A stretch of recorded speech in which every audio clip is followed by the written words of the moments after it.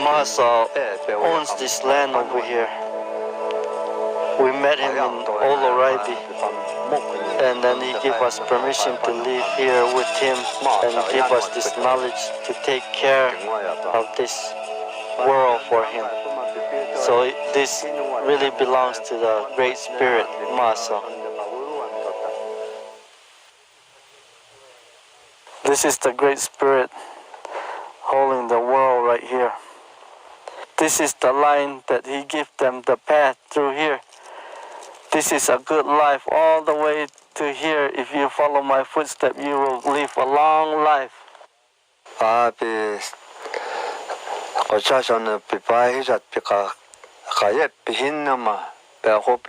Before the white man came, they already knew that someday somebody will come around, a white man that take over their land and claim it.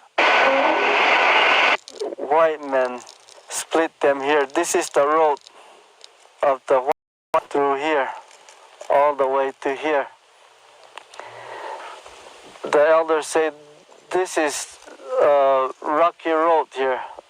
They don't know where this leads to. They said this only leads to the destruction of this world.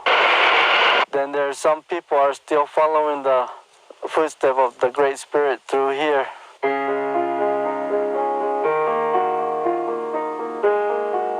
Tom Tarbett of Santa Fe, New Mexico, is a longtime student of the Hopi.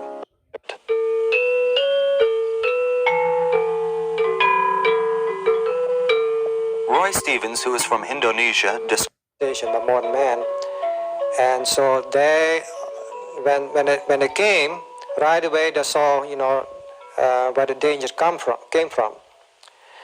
There was education. Because they want us to live like our white people. This is what broke everything. The religious, what we believe in, and everything. 1880, they built a boarding school up there in official policy of the United States government. The two leaders over here in Oloribe, they fell for it. They got weak and said it was okay for the kids to go to school, but Yukuma and some of other religious leaders had taught them about survival. Notice these people are black. In fact, leading to doom, were brutally evicted by the faction that naively took the modern world to be a safe bet. One morning they just now sat down to eat, and they arrived, those people from Kings, and some from the Polaka, and from the Oribe. Generally speaking, it's the law that every American child goes to school. And in certain respects, in certain parts of our history, this was a valuable thing to prevent child abuse. And they took all the people out from their houses. They dragged them. And American government tells me,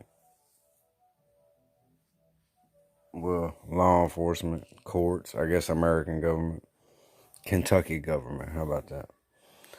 Tells me that's what they charged my ex-wife for on my daughter out of all those crimes. It was just truancy of school.